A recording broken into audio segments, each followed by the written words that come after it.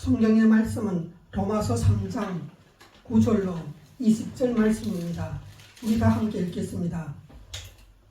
그러면 어떠하냐? 우리는 나으냐? 결코 아니라. 유대인이나 헬라인이나 다 죄 아래에 있다고 우리가 이미 선언하였느니라. 기록된 바 의인은 없나니 하나도 없으며 깨닫는 자도 없고 하나님을 찾는 자도 없고 다 치우쳐 함께 무익하게 되고 선을 행하는 자가 없나니 하나도 없도다. 그들의 목구멍은 열린 무덤이요 그 혀로는 속임을 일삼으며 그 입술에는 독사의 독이 있고 그 입에는 저주와 악독이 가득하고 그 발은 피 흘린 데 빠르기라. 파멸과 고생이 그 길에 있어 평강의 길을 알지 못하였고 그들의 눈앞에 하나님을 두려워하며 웃느니라 함과 같으리라. 우리가 알거니와 무릇 율법이 말하는 바는 율법 아래에 있는 자들에게 말하는 것이니 이는 모든 입을 막고 온 세상으로 하나님의 심판 아래에 있게 하려 함이라. 그러므로 율법의 행위로 그의 앞에 의롭다 하심을 얻을 육체가 없나니 율법으로 죄를 깨달음이라. 아멘. 자, 우리 이렇게 오늘은 로마서 3장 9절로 20절 갖고 하나님의 말씀을 전할 텐데 3장 9절에 보면 이렇게 시작을 합니다. 그러면 어떠하냐? 우리는 나으냐? 이렇게 얘기합니다. 이 말은 지금 하나님의 영을 받은 그 사도 바울이 이렇게 하나님의 말씀을 받아서 대언을 한다고 보시면 됩니다. 지금 사도 바울은 이 말을 할 때 하나님께서 그 인류에 대해서 이야기를 하는 것으로 그렇게 대언을 한다고 들으시면 될 것입니다. 앞서 그 장들에서 로마서 1장, 2장에 걸쳐서 바울은 무엇이라고 얘기를 했던가? 이 세상에 하나님을 알지 못하는 타민족들, 말하자면 유대인 아닌 모든 이방인들은 하나님 앞에서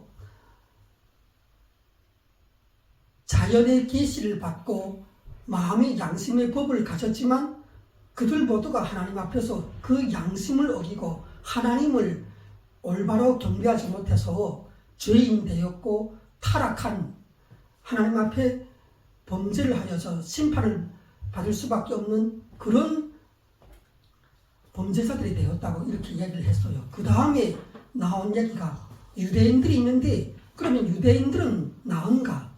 하나님의 법인 율법을 받은 사람들인데 그리고 하나님과 직접 약속을 한 아브라함의 후손들인데 그들의 삶은 그러면 하나님 앞에 어떠했는가? 그들도 십계명에서 말하는 것조차 지킬 수가 없었다. 도둑질하지 말라, 우상 숭배하지 말라, 뭐 이러한 것들, 그러한 그 초보적인 것도 하나님 앞에서 지킬 수가 없었던 간음을 한 자들, 하나님 앞에 간음했고 인간 사이에 또 간음을 저질렀고 이런 사람들이 바로 하나님의 율법을 받고 살았던 유대인들이었다는 것이에요. 그러면 이번에는 또 얘기를 해요. 그러면 우리 유대인들이 이방인보다 나은 것이 있느냐? 그렇게 자문자답을 하는데 결코 아니라 유대인이나 헬라인이나 다 죄 아래에 있다고 내가 이미 하나님의 말씀으로 대언해서 선언했지 않느냐 이렇게 얘기를 합니다. 그런데 여기서 딱 지목을 한 것이 인류 전체를 구분을 하는데 두 가지로 구분하죠. 유대인과 헬라인이라고 얘기를 하는 거예요. 이 유대인하고 헬라인을 합치면 그때 바울의 시대, 지금으로부터 한 2000년 전에 그 시대를 통과할 수가 있었다는 것이죠. 그러면 왜 이렇게 인류를 유대인과 헬라인으로 구분해서 불렀는가? 유대인이라 하면은 이 유대인이라는 것은 모든 종교의 최고의 정점이 있는 민족이에요. 천지를 지으신 창조주 하나님이 말씀하는 것을 직접 귀로 듣고 문서로 기록을 한 자들이에요. 그런 민족은 인류 최초라는 거예요. 그렇게 위대한 그 하나님의 법을 십계명과 율법과 제사법과 그런 것들을 받아서 1500년 이상을 그 하나님의 법을 받아서 기록, 보관, 가르치고 그대로 살아보려고 애썼던 그 몸부림을 쳤던 민족이 바로 유대 민족이라는 것이에요. 그런데 이러한 유대 민족이 하나님과 그야말로 하나님과 언약을 맺고 만나고 말씀을 듣고 기록하고 그대로 살 수 있도록 하나님께서 인도를 하고 그런 그 상황에서도 이 인류가 갖고 있는 그 모든 종교의 최첨단으로 갖고 있었던 유대인들이 바로 하나님 앞에 범죄자들이었다는 거예요. 결국은 그들이 모두가 그 죄인으로 발견이 되어서 이제 하나님의 불심판을, 최후의 심판을 기다리는 사형수와 같은 입장에 처한 이들이 바로 유대인이라는 것이에요. 그 다음에 또 인류를 구분하는 것이 헬라인이 있어요. 헬라인이라는 것은 모든 민족의 최고의 그 문명을 자랑하는 그 민족이에요. 이 유대인이라는 것은 당시 최고 문명의 국가였는데 이들로부터 철학이 기원이 되고 국가의 법이 그 세워지고 문화가 그 시작이 됐다는 거예요. 이 헬라인으로부터 여러분들이 그 알렉산더 대왕을 아시죠? 세계를 다 점령했었다는 그 알렉산더 대왕. 그 사람이 세계를 제패를 그 하려고 했던 동기가 그랬다는 거예요. 어떤 동기였는가? 이 위대한 헬라의 문화를 야만적으로 살고 있는 전 세계 사람들에게 그 문화를 전하기 위해서 그 문화대로 살게 하기 위해서 세계를 가서 군대를 끌고 가서 그 점령을 했다는 거예요. 세계 모든 도시들을 성을 점령을 해서 이 헬라 문화를 보급하기 위해서 그렇게 세계 전쟁을 일으킨 그것이 동기였다는 것 사실이에요. 이 정도로 그 헬라인이라는 것은 최고의 그 인간 문명을 자랑하는 사람들이었어요. 인간을 존중하고 또 국민을 존중하고 이렇게 인권을 보장하는 지금으로 말하면 최대의 그 민주주의 국가 그런 그 국가가 바로 이 헬라인들이 세운 그리스 문명이었다는 사실이에요. 그런데 결론은 뭔가 유대인이나 헬라인이나 문제는 다 죄 아래에 있다는 거예요. 죄 아래. 여러분들 죄 아래에 있다는 것은 무슨 말인가? 죄의 통치를 받고 있다는 것이에요. 그러면 죄를 짓도록 통치하는 그 자가 있을 텐데 그가 누군지 알아요? 여러분들 누군 것 같아요?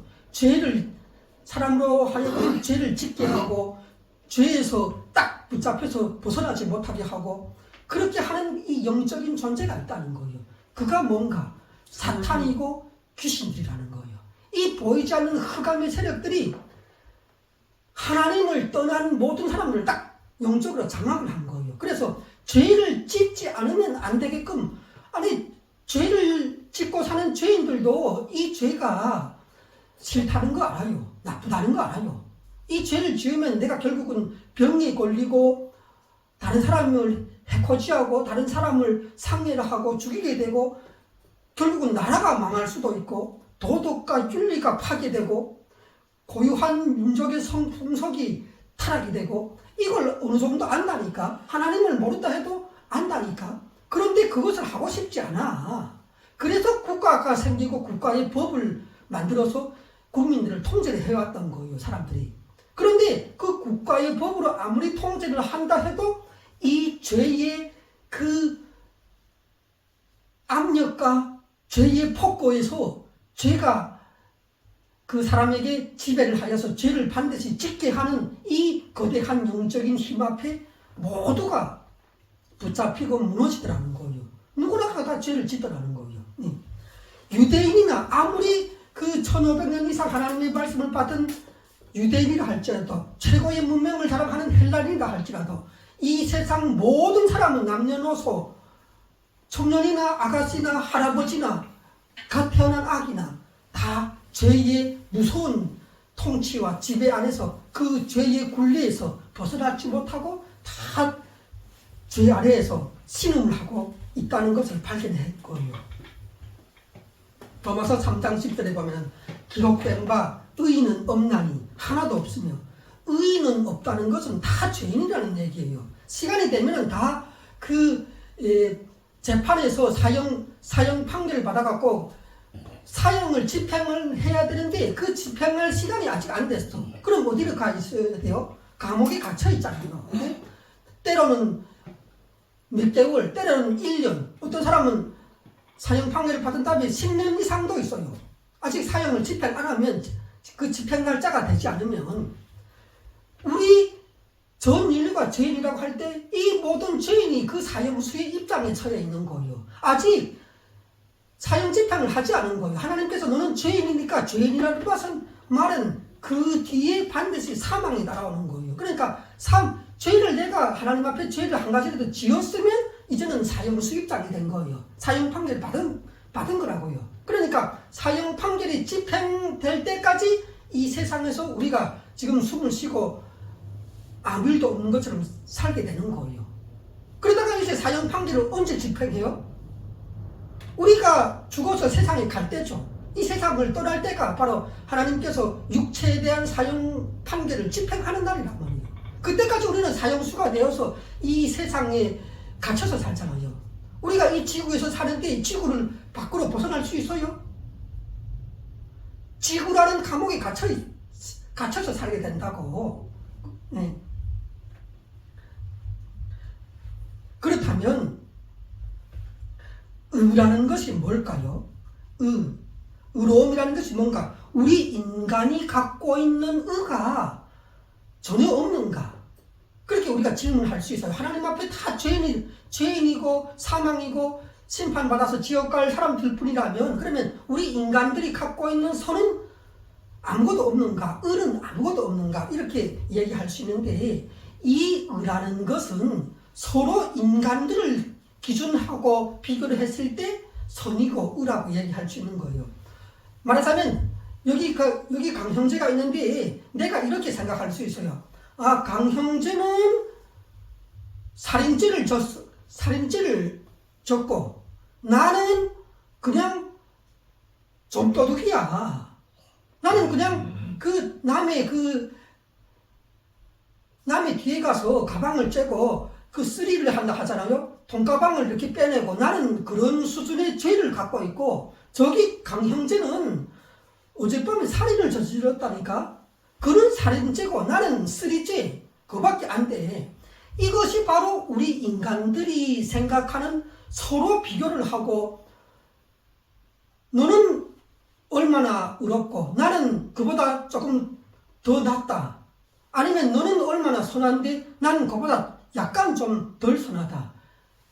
인간들끼리 비교를 하는 것은 뭔가 하면 다 하나님 앞에서 죄인인데, 죄인들끼리 너는 잘하고 나는 못하고, 너는 더 잘하고 난 조금 좀 덜 못하고, 이것밖에 안 된다는 거예요. 그야말로 도토리 키대복이라는 거예요. 다 죄인인데 죄인들끼리 그러고 있다는 거예요. 그래서 이사야 64장 6절에는 우리는 모두 부정한 사람처럼 됐으니 우리가 실천한 모든 의로운 행동은 더러워진 옷과 같습니다. 말하자면 하나님께서 우리 인간들의 선과 의를 바라보실 때 어떻게 바라보시는가? 더러워진 농마, 더러워진 그 옷까지 그런 그 수준으로 보게 된다는 것이에요. 전도서 7장 10절에 보면은 선한 일만 하고 절대로 죄를 짓지 않는 의인은 세상에 한 명도 없다. 창세기 6장 5절에 보면은 여호와께서 사람의 죄악이 세상에 가득함과 그의 마음으로 생각하는 모든 계획이 항상 악할 뿐임을 보시고, 하나님께서 우리 인간의 죄악을 살펴보셨는데 이 세상에 죄를 갖고 있는 사람들이 가득하게 차 있더라는 거예요. 그리고 그 사람의 마음으로 이 생각하는 모든 생각과 계획이 항상 악하더라는 거예요. 여러분들이 가만히 자기 자신을 돌아보세요. 가만히 내가 집에 가만히 있는데 내 머릿속에서 들어오는 생각이 아름답고 정말로 하나님의 뜻을 생각하고 거룩하고 선한 생각이 머릿속을 지배하고 많이 들어오던가요? 아니면 게임, 술, 음란, 폭력, 도둑질, 야만적인 그런 일들, 그런 생각들이 더 많이 들어오던가요? 머릿속에 일어나는 생각이 말이에요. 오죽했으면 하나님께서 땅 위에 사람을 지으셨음을 한탄하사 마음에 근심하시고 로마서 3장 23절에는 모든 사람이 죄를 범하였음에 하나님의 영광에 이르지 못하더니, 지금 우리 인간들끼리 비교를 해서 너는 의롭다, 너는 죄인이다 이렇게 하는 것은 서로 상대방을 비교하는 것에서 상대적인 의라고 얘기를 할 수 있어요. 그런데 성경에서 말하는 의나 선은 뭔가? 절대적인 의요, 절대적인 선이라는 거예요. 이 절대적이라는 것은 인간에게는 없는 것이에요. 이 절대적이라는 그 진리의 기준은 누구가 갖고 있는가? 오직 하나님만 갖고 있는 선이요, 의예요, 거룩함이에요. 오직 하나님의 아들이신 예수 그리스도만이 그 보이지 않는 하나님의 형체를 인간 가운데 나타내시는 진정한 의요, 선이라는 것이에요. 로마서 3장 11절에 보면 깨닫는 자도 없고 하나님을 찾는 자도 없고 이렇게 얘기를 해요. 지금 깨닫는 자가 없다고 그 얘기를 하는데 뭘 깨닫지 못한다는 거예요? 제가 앞에서 말한 모든 말들을 깨닫지 못한다는 거예요. 말하자면 하나님이 이 세상에 존재하시고 그분이 천지를 지으셨다는 사실을 일단 모르고, 하나님이 지금도 살아서 자기가 지은 세계를 운행을 하고 있고 지배를 하고 있고 보존을 하고 계시다는 것 자체를 생각을 못하고 있고, 말하자면 교회를 다니지 않으니까 하나님의 말씀을 접하지 못했으니까 그런 불신자들을 지금 대상으로 얘기를 하는 거예요. 그래서 하나님의 존재와 살아계심과 주관하심과 또 자기 자신이 얼마나 죄에 찌들어 있는 죄의 장갑자라요. 여러분들이 이렇게 주방에 가면은 엄마들이 장독대 있잖아. 장통 안에다가 뭘 넣는가? 물을 썰어서 넣어요. 그러면 물을 썰어서 넣으면 한 몇 개월 뒤에 그것을 꺼내 보면 어떻게 돼요? 그 하얀색의 속이 하얀색의 무에 그 장이 다 배어 있잖아요. 그걸 장아찌라고 하거든요. 그 장아찌를 생각하면 돼요. 우리 인간들이 죄에 타락됐다, 전적으로 부패했다, 바로 우리가 죄에 파묻혀갖고 그렇게 죄의 아찌가 된 거예요. 장아찌가 된 거예요. 죄의 팍물이 된 거예요. 그래갖고 인간은 어떤가?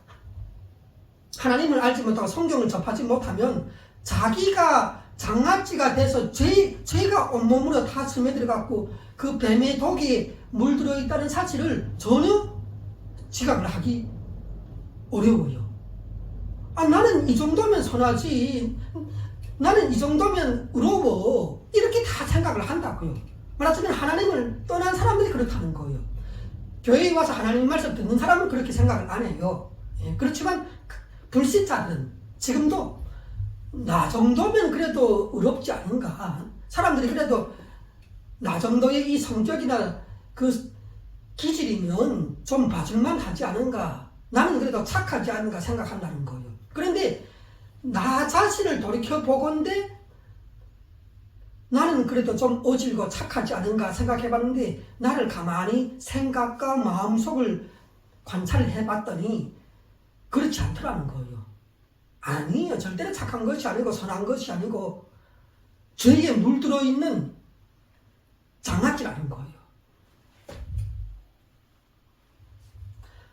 지금 이러한 것들을 깨닫지 못한다는 거예요. 자기가 얼마나 죄인되고 이제 죄인으로서 하나님께서 이제 심판의 칼날을 들어서 내 목을 내리치실 거라는 그 죄인의 처지와 심판과 영원한 운명에 대해서 전혀 자각하지 못하고 있는 것이 바로 깨닫지 못하는 사람들의 모습이더라는 거예요. 그리고 또 두 번째, 하나님을 찾는 자도 없고 이렇게 얘기를 하고 있는데, 아니 자기가 하나님 앞에서 죄인이 되었고 이제 그 아들이 와서 최후 심판을 하고 지옥의 판결을 내려서 내가 영원한 불지옥에 떨어지는 사람이라면, 그러면 그것을 조금이라도 감촉을 하고 깨달았다면 어떻게 해야 돼요?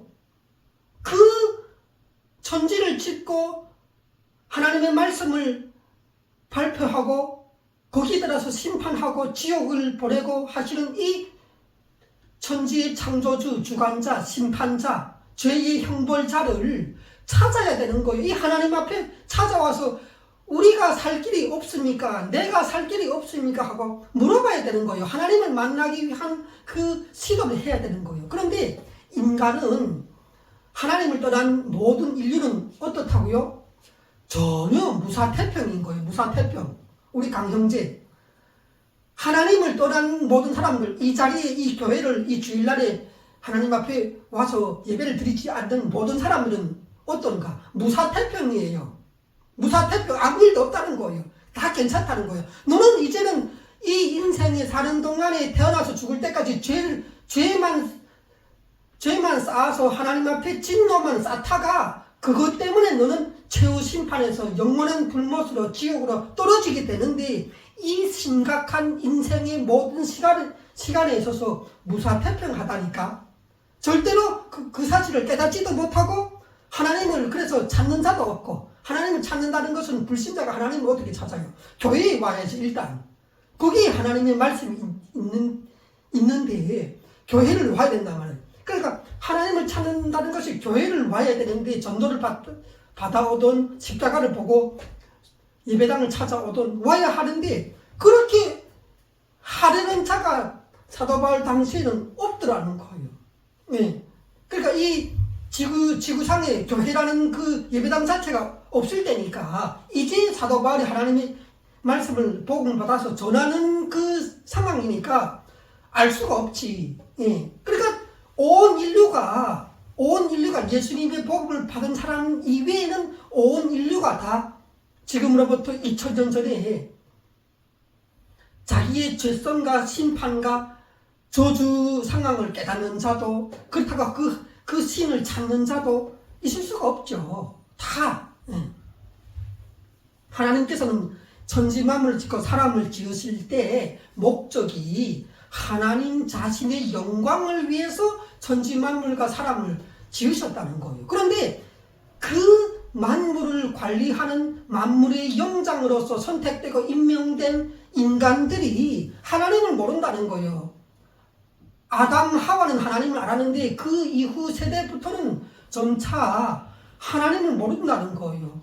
이게 얼마나 답답하고 영적인 무지고 안타까운 일이에요. 여러분들 한번 생각해봐요. 하나님이 나를 지은 부모이고 나에게 호흡을 주고 신선한 공기를 만들어 주셔갖고 내가 그걸 마시고, 하나님이 공급하시는 물을 떠다가 내가 마시고, 땅에서 나는 그 식물을 해서 양식과 채소로 내가 집에 가서 기름에 볶아 먹고, 이렇게 내가 지금 살고 있는데 그것을 다 지어주신 창조주 하나님을 내가 모른다니까. 전 인류가 모른다니까.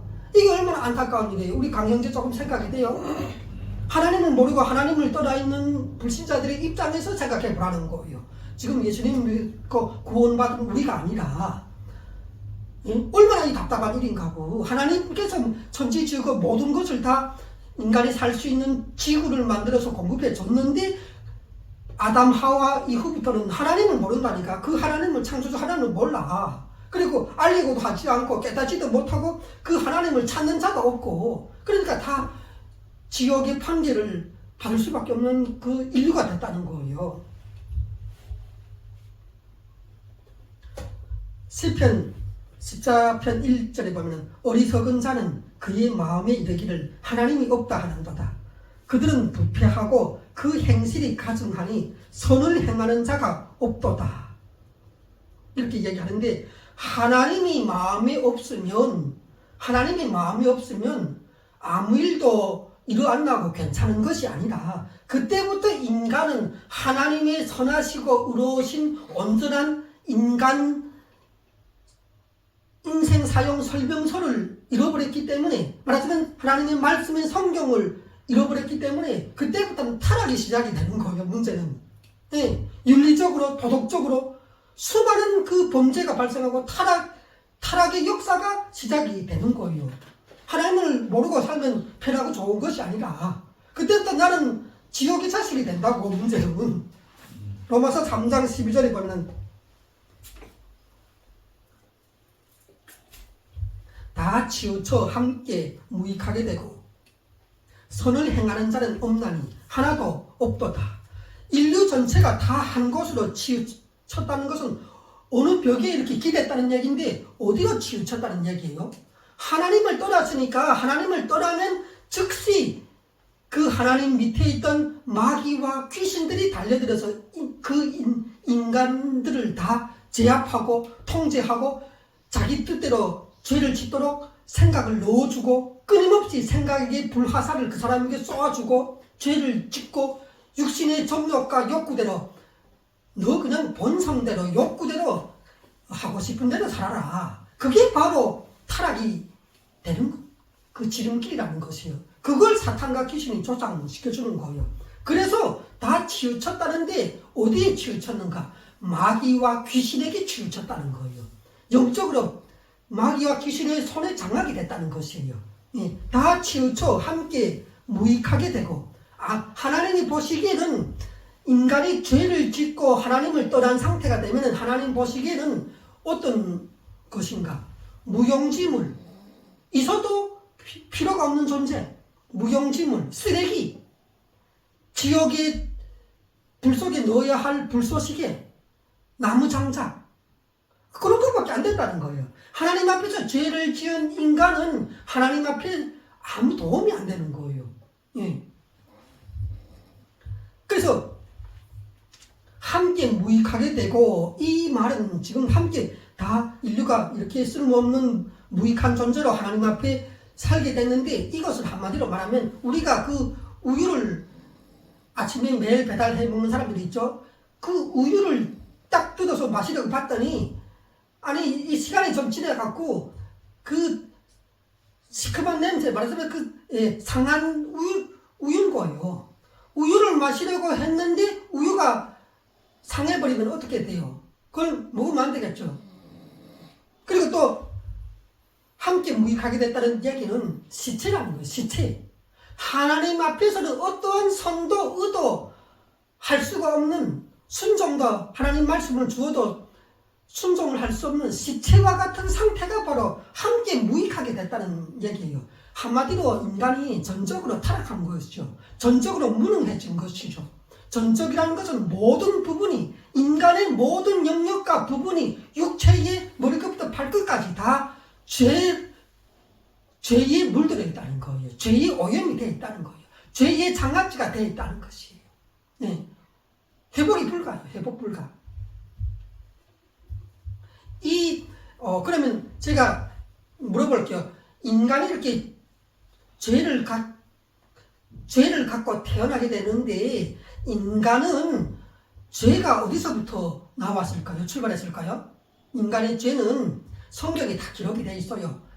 하나님께서 천지를 지은 다음에 에덴 동산을 만들었고, 그 에덴 동산에 아담과 하와와 함께 하나님께서 한 가족으로서 살고 있었는데, 하나님께서 지시 하나를 내렸는데 선악과를 먹지 말라. 다른 것은 다 허락하는데 선악과 하나만 먹지 말라. 그랬더니 아담과 하와가 다른 것을 다 먹지 않고 그 먹지 말라는 선악과 하나만 반드시 따먹었다는 것이에요. 반드시. 그런데 그렇게 하게 된 동기가 어디에 있는가? 마귀가, 사탄이 나타나갖고 인간을 꼬셨다는 거예요. 거짓말로 속였다는 거예요. 그러니까 그 사탄이 주는 생각의 불화살을 받고 아담과 하와가 사탄의 말을 따랐는데 하나님의 말씀을 믿지 않고 불순종한 거죠. 하나님이 말을 했는데 그 말을 듣지 않는 것이 죄가 되잖아요. 그게 범죄잖아요. 그런데 문제는 아담 하와가 범죄를 혼자 했으면 자기가 죄값을 바꿔서 지옥 가든지 어디를 가든지 해갖고 하나님 앞에 심판 받으면 되는 일인데 문제는 그렇지 않았다는 거예요. 여기로부터 심각성이 인류의 문제가 발생이 돼요. 우리가 지금 살면서 생각하는 모든 문제, 고통, 저주, 질병, 장애, 사망, 지옥까지도 모든 문제의 원인이 어디에 있는가? 바로 이제부터 시작이 된다는 거예요. 아담과 하와가 하나님 앞에서 죄를 딱 지었을 때 그냥 지은 것이 아니라 마귀를 만나서 그 얘기에 순종함으로 그때부터 마귀가 갖고 있는 그 죄의 기운이 말하자면 예를 들면 마귀를 뱀이라고 할 때 뱀이 갖고 있는 뱀 속의 그 생명을 죽이는 독이 그 독이 인간이 불순종했을 때 그때부터 들어왔다는 거예요. 영적으로 들어왔다는 거예요. 그런데 이것은 그 뱀의 독에 내가 이렇게 쏘였는데 아담과 하와가 뱀독을 마시고 하나님께 불순종하고 범죄자가 됐는데 아담과 하와의 몸에 그 죄의 유전자가 죄의 기질과 본성이 딱 이렇게 그 오염이 되어서 장착이 됐다는 거예요. 그때부터 어떻게 됐는가? 아담과 하와가 결혼해서 남자와 여자 아기들을 출산했는데 그런데 이 아기들이 어떻게 됐는가? 아담의 형상을 닮아서 그대로 죄의 본성을 그대로 오염된 대로 판박이가 되어서 출생이 된 거예요. 아담의 죄를 원죄라고 하거든요. 이 원죄라는 것은 뭔가 하면 죄의 원래 그 형틀이라는 거예요. 죄의 틀. 샘물을 부어서 주조하는 틀에 붙잖아요. 그런데 그 주조하는 틀이 바로 죄의 원형 틀이라는 거예요. 그게 바로 아담인 거예요. 그래서 아담이 죄의 원형으로서의 틀인데 거기서 태어나는 모든 자식들은 아담과 똑같이 아담의 모양으로 죄의 본성을 갖고 찍어내고 또 태어나고 이렇게 해서 강형제가 태어난 거예요. 강형제는 태어날 때 이미 아담의 죄의 본성 그 뱀의 독을 그대로 갖고서 아담과 똑같은 아담의 형상으로 딱 태어난 거예요. 그것이 바로 강형제고 나라는 거예요. 그래서 태어나면 아담과 같은 죄의 본성을 지닌 죄인이요. 또 죄인이요. 영원히 죄인으로서 인간은 이 세상에 출생하는 거예요. 그래서 그렇게 말을 한다잖아요. 죄의 행동을 해서 범죄자가 된 것은 아담 한 명밖에 없다고. 그게 뭔 말인지 알아요? 하나님께서 말씀하신 그 선악과를 따먹지 말라고 했는데 선악과를 따먹은 것은 아담과 하와가 따먹는 행동을 해서 죄를 저지르므로 죄의 오염이 됐잖아요. 이렇게 죄의 행동을 해서 죄인 됐단 말이에요. 그리고 아담과 하와가 낳은 모든 자식들은 죄의 행동을 해서 말하자면 내가 범죄를 저질러서 죄인이 된 것이 아니라는 거예요. 태어나니까 다 아담과 똑같은 그 죄의 형틀에 그 찍혀서 나온 주조물이라는 거예요. 죄의 주조물. 그러니까 나는 태어날 때부터 죄인으로 태어났으니까 내가 죄를 짓고 죄인이 됐어요? 아니라는 거예요. 태어나니까 이미 아담이 지은 죄로서 죄인 됐으니까 나는 태어나서 나중에 죄를 짓기 시작하는 거예요. 네.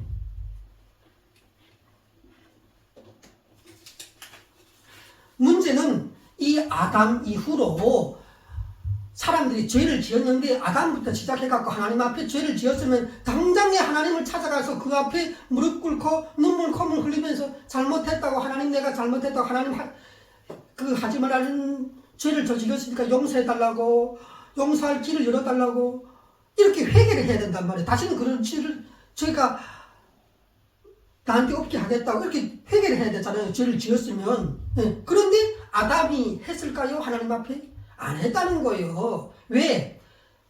마귀의 그 죄에 오염이 된 사람은 스스로의 힘으로 회개조차 못해요.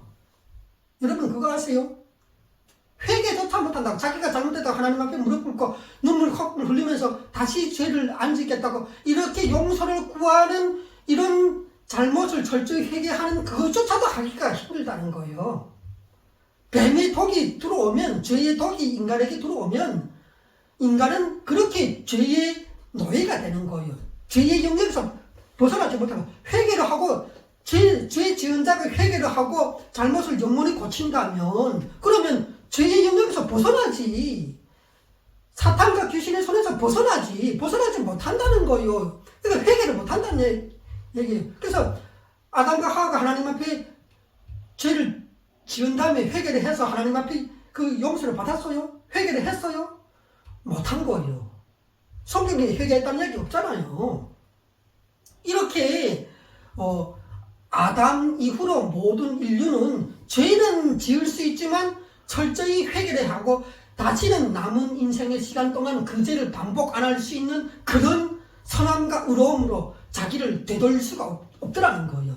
그것이 바로 전적인 무능이라는 거예요. 전적인 무능.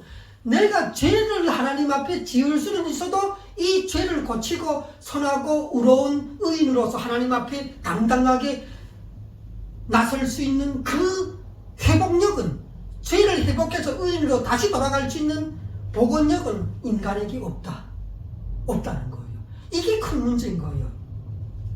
어떻게 하겠어요? 우리 강형제 이렇게 되면 어떻게 하겠어요? 하나님을 떠난 인간은 한마디로 죄라는 것은 하나님께서 저기 관역을 하나 화살을 우리에게 활을 주면서 저 관역을 설정해 놓고 그 관역을 맞추라고 했단 말이에요. 하나님께서.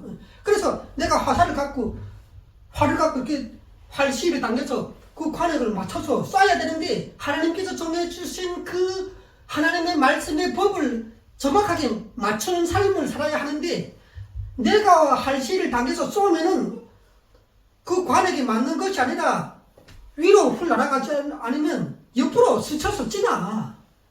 이게 바로 하나님 앞에서 범죄를 한다는 거예요. 범죄를.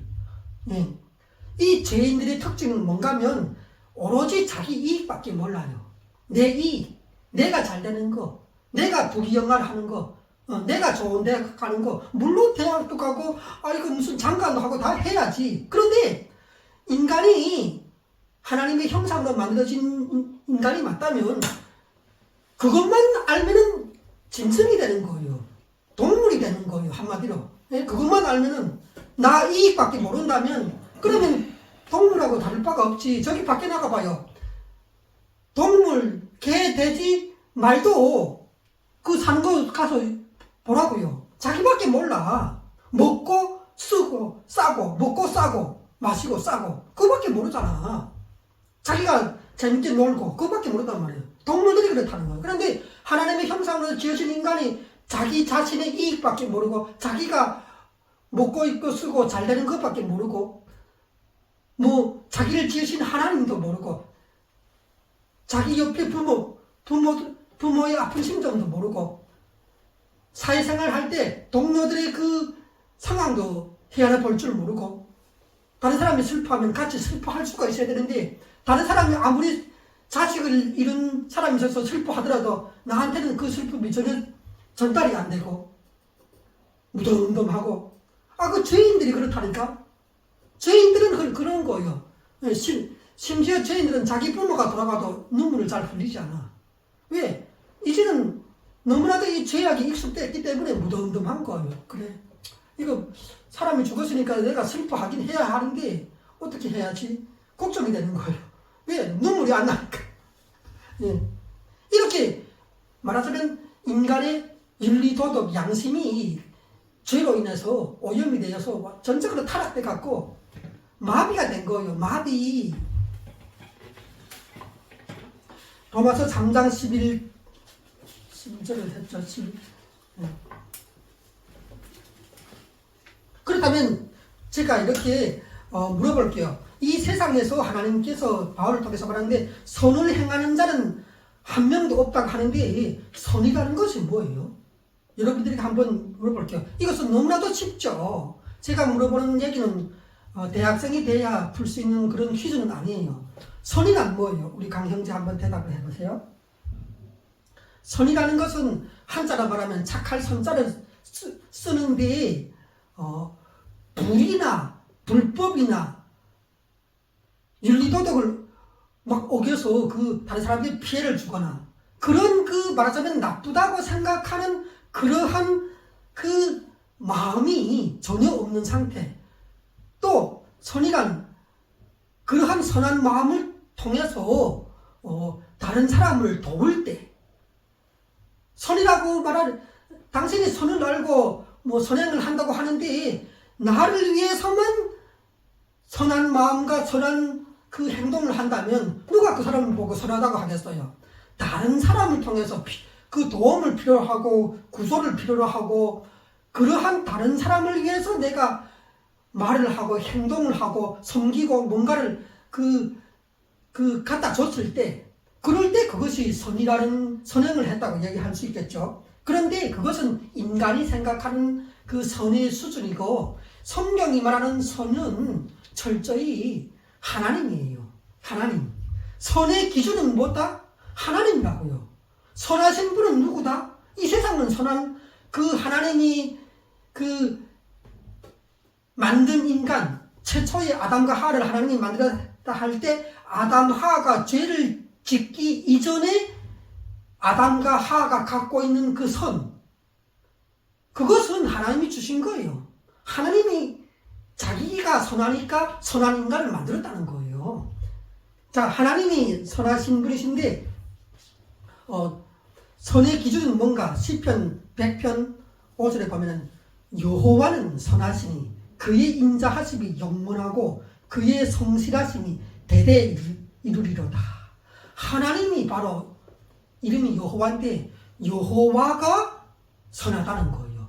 이 세상의 인류에 선하다는 말이나 그런 말은 많아도 선한 존재는 한 명도 없는데 아담과 하와가 처음에 선했는데 죄로 인해서 타락이 됐죠. 그런다면 선한 인간이 한 명도 없는데 여호와는 선하다는 거예요. 그리고 주는 선하사 선을 행하시오니 주의 율례들로 나를 가르치소서. 그러면 우리가 선한 삶을 살아야 하는데 어떻게 살아야 선한 삶인가? 그것이 하나님께서 말씀하신 주의 율법과 성경의 말씀이 바로 하나님의 말씀이기 때문에 선한 기준이 된다는 것이에요. 하나님이 그냥 선하다 하면 하나님이 선한데 그럼 우리는 어떻게 해야 선하게 살 수 있습니까? 이렇게 질문이 되잖아요. 어떻게 선해지는지 방법을 모르니까. 그런데 하나님의 모든 기록된 말씀이 바로 선한 삶을 사는 지침이 된다는 것이에요. 시편 136편 1절에 보면 여호와께 감사하라. 그는 선하시며 그 인자하심이 영원함이로다. 우리가 다 배워야 한다는 거예요. 하나님의 선하심을 알고 그 인자하심을 우리가 우리 인간의 성품으로서 다 체인지를 해야 한다는 거예요. 다 전환시켜야 한다는 거예요. 하나님의 선하심을 우리가 받아서 배우고 이제부터 그 선하심을 알고 살아야 되는데 시편 34편 8절에 보면은 너희는 여호와의 선하심을 맛보아 알지어다.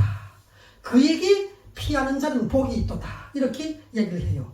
그러면 선의 영역이란 마음, 생각, 동기, 과정, 목적, 언행, 우리 인간의 인격 전체가 되어야 하는데 이 우리의 인간의 마음과 생각과 무엇을 할 때 행동의 동기가 되고 우리가 무엇을 할 때 우리가 하는 행동의 모든 과정이 돼야 되고 목표와 목적이 돼야 되고 우리가 말하는 말이 돼야 되고 또 우리 지정이 인간 정신과 감정과 의지를 이룬 인격 전 부분이 바로 이 하나님이 선하신 말씀을 통해서 그 모든 것을 다 바꿔놔야 된다는 거예요. 우리의 것은 하나님 보시기에 우리가 아무리 선한 행동을 하더라도 그것은 인간들끼리 기준을 삼고 너는 선하다, 나는 착하다, 나는 너에 비하면 나는 그래도 의롭다 이렇게 생각을 한다는 것이에요.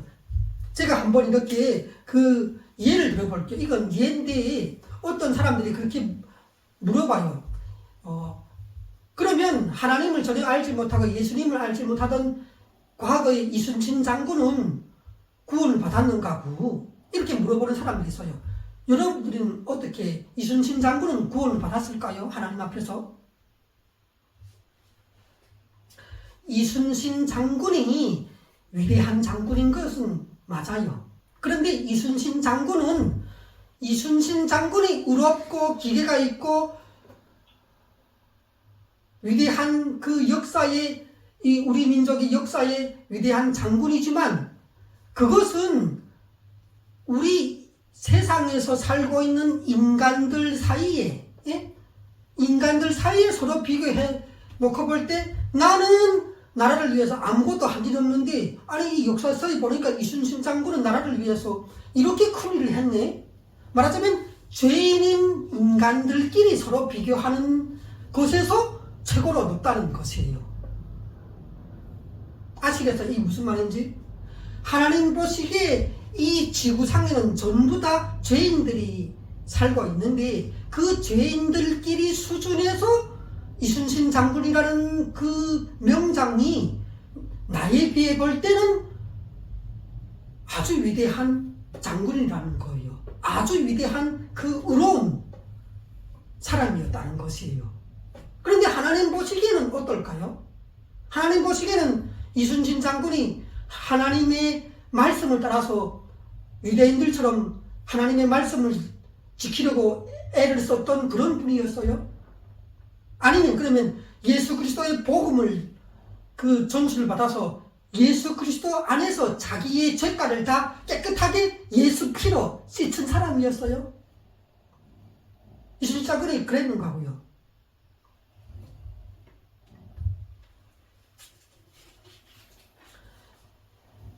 우리는 선이고 의롭다고 할 때 교회를 다니고 하나님을 믿는 사람들은 선과 의라고 얘기할 때 세상적인 그 타락한 죄인의 수준에서 말을 하면 안 돼요. 우리의 선과 의는 기준이 누구라고요?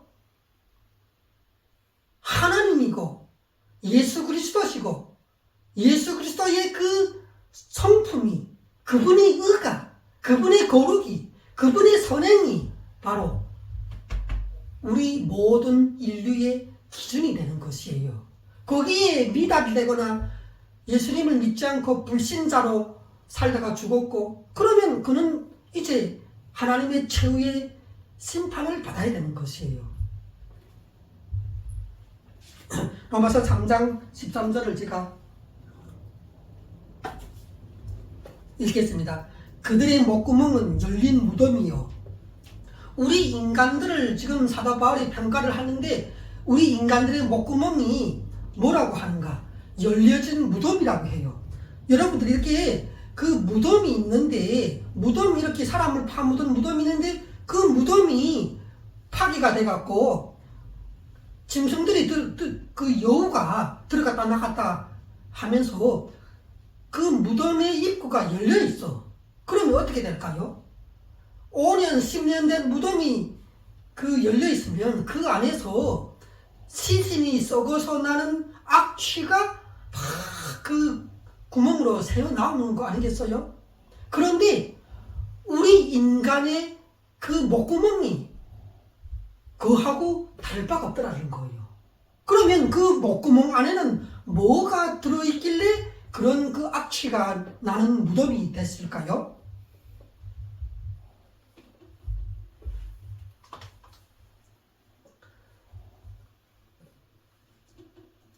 마가복음 7장 21절에 보면은 사람의 속에서 곧 사람의 마음에서 나오는 것은 악한 생각과 음란과 도둑질과 살인과 간음과 탐욕과 악독과 속임과 음탕과 질투와 비방과 교만과 우매함이니 이 모든 악한 것이 다 사람의 속에서 나와서 사람을 더럽게 합니다. 말하자면 사람의 그 속을 이루는 본성이, 마음이 마귀의, 뱀의 독이 다 오염이 됐다는 거예요.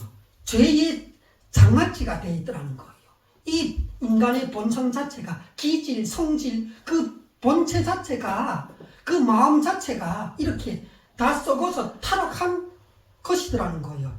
마태복음 23장 27절에 보면은 예수님께서 직접 말씀하신 것인데, 화 있을진저 외식하는 서기관들과 바리새인들이요 회칠한 무덤 같으니 겉으로는 아름답게 보이나 그 안에는 죽은 사람의 뼈와 모든 더러운 것이 가득하도다. 이 인간이 이렇다는 거예요. 이렇게. 이것은 사도 바울이 말을 해서 우리가 알게 되는 것이 아니라 그보다 전에 예수님께서 이렇게 사람 안에 죽은 사람의 뼈와 모든 더러운 것이 가득 채워져 있다고 얘기를 하신 거예요.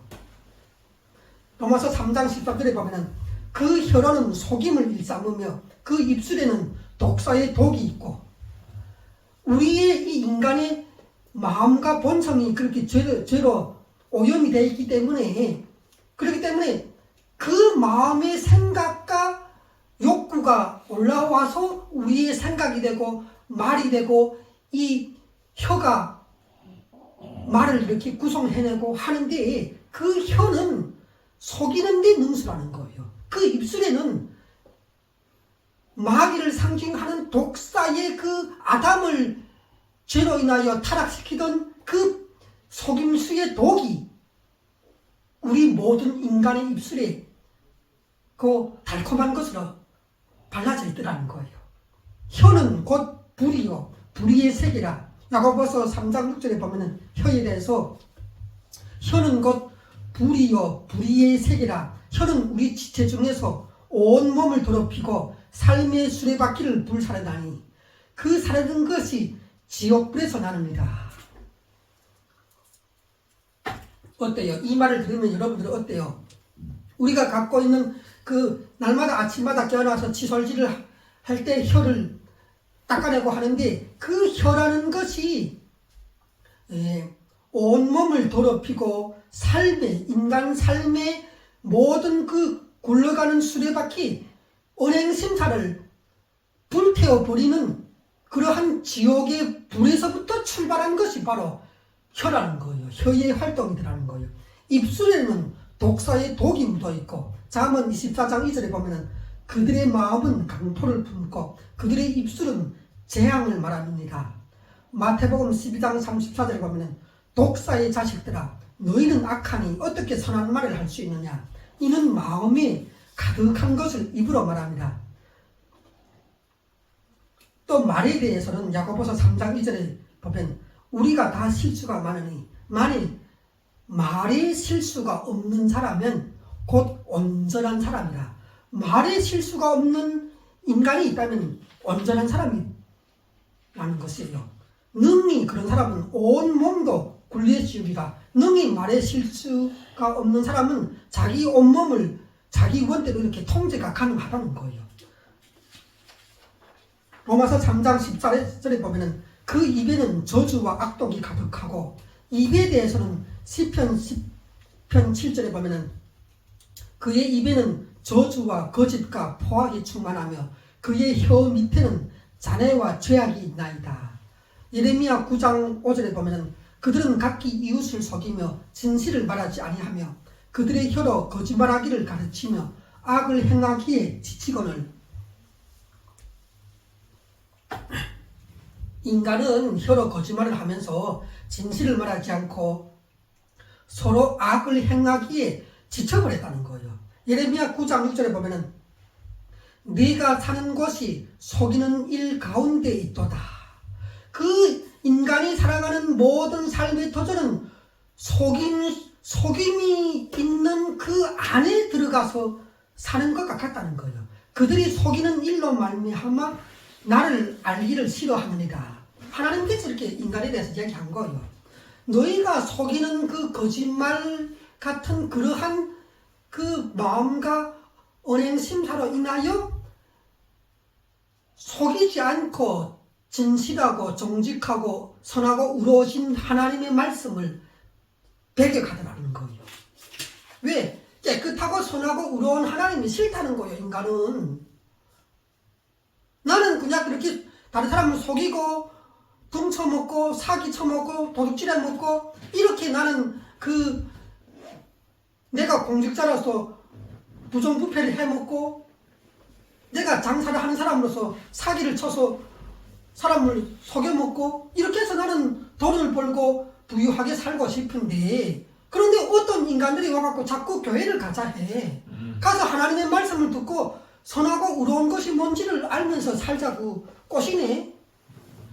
이 세상에 하나님을 알지 못하고 떠난 모든 불신자들은 하나님을 왜 싫어하는가? 왜 하나님을 이 마음에 두기를 싫어하는가? 나는 죄악이 좋고 불의가 좋고 탐욕과 이익과 이런 것이 좋은데, 하나님은 교회를 예배당을 갖고서 대한민국에 만들어 놓고 그 더러운 인간들을 전부 예배당으로 끌고 와서 죄를 회개시키고 예수 그리스도의 복음으로 깨끗하게 만들겠다 하는 거예요. 그러니까 인간들은 본능적으로 나는 죄인인데 그러한 교회나 예배당이나 목사나 성도들이 싫다는 거예요. 그런 하나님이 나는 싫다는 거예요. 왜? 하나님을 내가 진정으로 믿고 정직하게 의롭게 이 세상을 살고 사회생활을 하면은 실제로 내가 손해를 보는 점이 많단 말이에요. 깨끗하고 의롭게 살다 보면은 내가 장사를 하고 사는 사람인데 깨끗하고 선하게 장사만 하면은 내가 손해를 보는 점이 많아. 그러니까 그러한 하나님을 내 마음속에, 그분의 그 선하신 말씀을 내 마음속에 두기 싫다는 거예요. 나는 그렇게 싫대. 하나님처럼 선한 거 싫대. 이게 바로 이 세상에서 살고 있는 인류의 죄의 그 타락한 마귀 자식들의 그 모습이라는 거예요. 로마서 3장 15절에 보면 그 발은 피 흘리는 데 빠른지라. 인간이 이제 그 사도 바울이 이제까지는 인간의 말에 대해서 마음에 대해서 그렇게 타락했다고 얘기를 했다면 3장 15절부터는 그 발은 피 흘리는 데 빠른지라.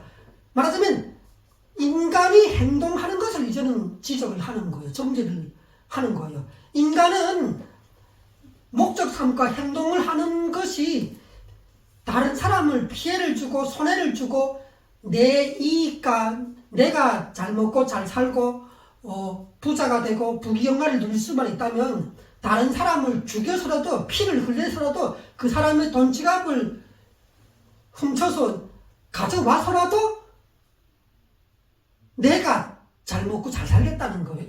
인간의 심보는, 그 타락한 인간의 본성은 그렇다는 거예요. 그러니까 봐요. 인간의 모든 행동은 한마디로 내가 정리를 내려줄게. 그 발은 피를 흘리는 데 빠르다는 거예요. 내 이익이라면 어떤 사람은 죽여도 좋다는 거예요. 여러분들이 영화에서 봤죠? 청부살인하는 거. 내가 기분 나쁘고 싫고 내 원수가 저기 있다 하면은 돈을 써서라도 그 사람을 청부살인해서 죽이는 거예요. 예. 그렇게 해서라도 내 이 원통함을 갚겠다는 거예요, 인간은. 예. 그렇게 피 흘리는 대로 빠른지라. 나훔서 3장 1절에 보면은 화 있을진저 피의 성이여 그 안에는 거짓이 가득하고 포악이 가득하며 탈취가 떠나지 아니하는도다. 인간이 살아가는 이 세상은 피로 얼룩진 성이라는 거예요. 도시라는 거예요. 그 안에 들어가면 거짓이 가득 차 있고 포악한 그 행포가 가득하고 서로 빼앗고 훔치고 강탈하는 것이 가득하다는 거예요. 지어 물건만 강탈하는 것이 아니라 예쁜 여자가 있으면 그 여자도 강탈한다는 거예요. 사람도 강탈하고 사람도 훔쳐갖고 인신매매로 팔아먹고 그런 것이 바로 이 인간이 사는 그 세상이라는 거예요. 그것을 한마디로 피의 성이라고 얘기하는 거예요. 피의 성. 화이슬 신저. 그 나홈이라는 선지자가 구약 성경이 그렇게 이미 사도 바울이 태어나기도 전에 이미 선포를 한 거예요. 인간이 사는 세상은 그렇다. 너희가 무슨 그 인간이 사는 그 세상에서 피의 성에서 무슨 누가 외적을 물리치고 나라를 구했으면 그는 무슨 하나님 앞에 의인으로서 구원받는 줄 생각하느냐. 너희가 지금 큰 혼란과 착각을 하고 있다. 인류의 역사는 여러분들이 알죠. 하나님께서 아담과 하와를 지어서부터 오늘 2025년 되기까지 인류의 역사는 한마디로 전쟁의 역사예요. 전쟁의 역사라는 것은 한마디로 하나님 앞에서 어떤 역사라고요? 범죄자들의 역사예요. 범죄 기록이라고.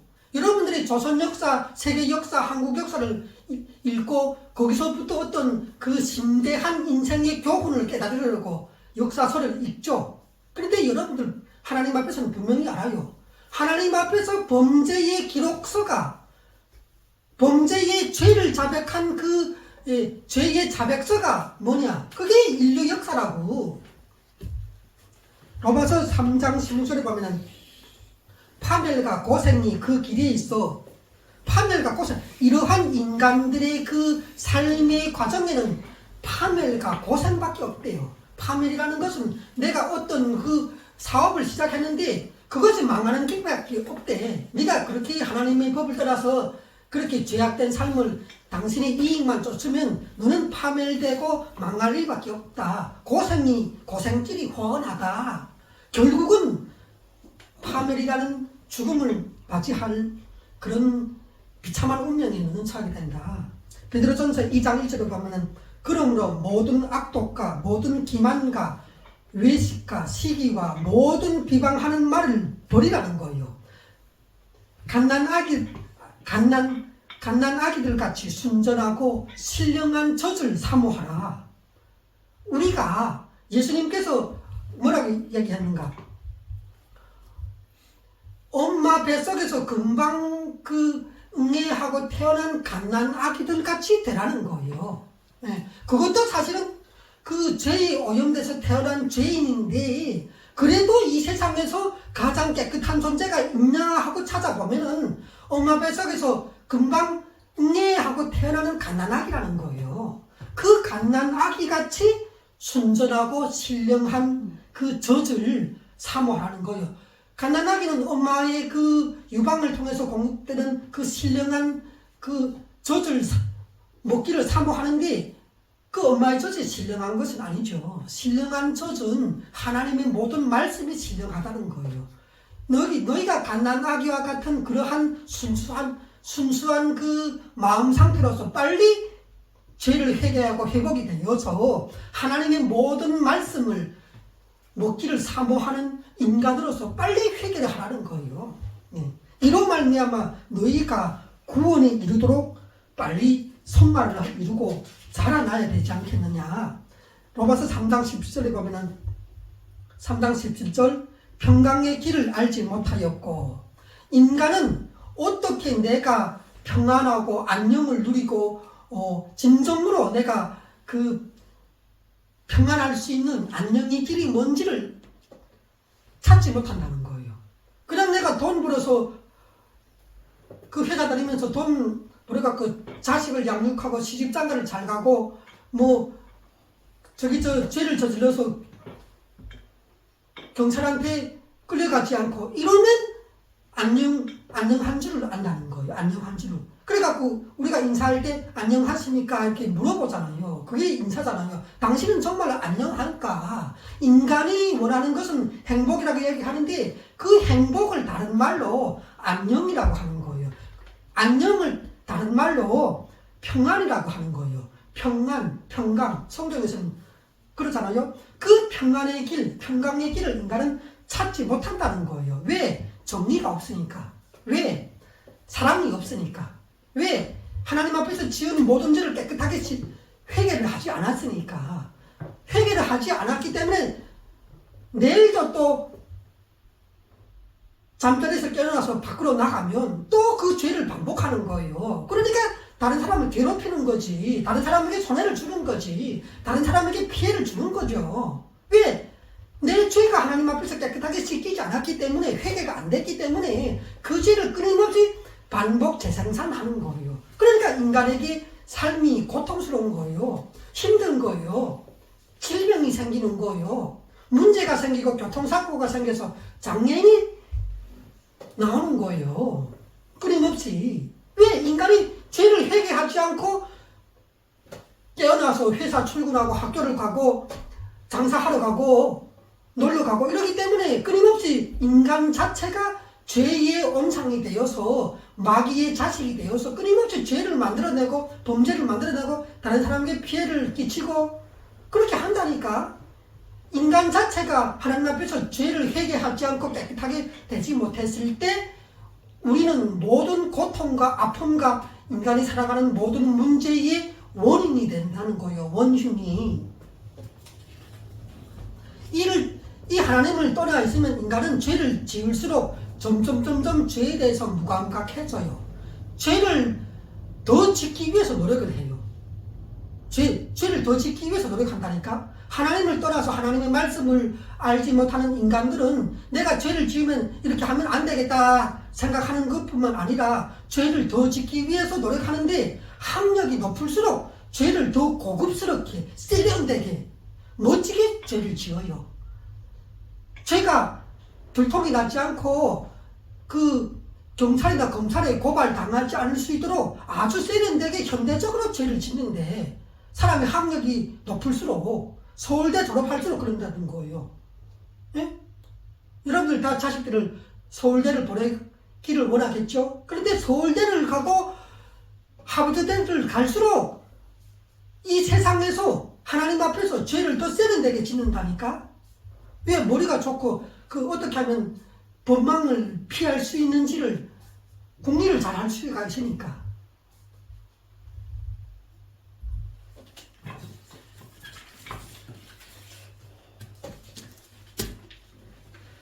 로마서 3장 19절에 보면 우리가 알거니와 무릇 율법이 말하는 바는 율법 아래에 있는 자들에게 말하는 것이니 이는 모든 입을 막고 온 세상으로 하나님의 심판 아래에 있게 하려 합니다.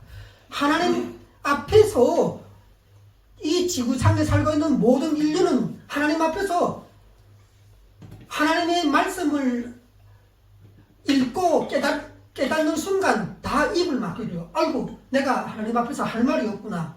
나는 그냥 죄인으로서 이제 하나님의 사형의 심판만을 기다려야 되는 처지구나. 이것을 알게 된다는 거예요. 다 입을 닥치게 된다는 것이에요. 하나님 앞에서 하나님이 어떻게 하나님은 사랑이시라는데 어떻게 우리 인간을 심판하느라고 지옥까지 만들어서 거기에 놓으려고 할 수 있는가? 하나님이 사랑이 하나님은 어떻게 그럴 수 있는가? 이렇게 말하는 사람들이 있는데 하나님 앞에서 하나님의 모든 말씀을 알게 된다면 입을 닥치게 된다는 거예요. 입을 닥치게 돼. 하나님은 사랑의 하나님인 동시에 철저하게 죄를 심판하시는 공의의 하나님, 판사가 되는 하나님이라는 거예요. 자, 로마서 3장 10절로 끝내겠습니다. 그러므로 율법의 행위로 그의 앞에 의롭다 하심을 얻을 육체가 없나니 율법으로는 죄를 깨달음이라. 하나님께서 구약 성경을 주시고 십계명을 주신 이유는 그것이 제가 예를 들게요. 율법이라는 것은 뭔가 내가 저 밖에 나가서 그 일을 했어. 막 이렇게 석탄을 막 이렇게 싣고 부리고 차에다 싣고 부리는 그런 일을 했어요. 그러니까 내가 온몸이 막 더러워졌잖아요. 그런데 율법이라는 것은 뭔가 앞에 큰 거울이라는 거예요. 거울. 그 거울 앞에 내가 딱 섰더니 내가 거울 앞에 서기 전에는 내 온몸이 더러워졌다는 것을 내가 잘 몰랐어.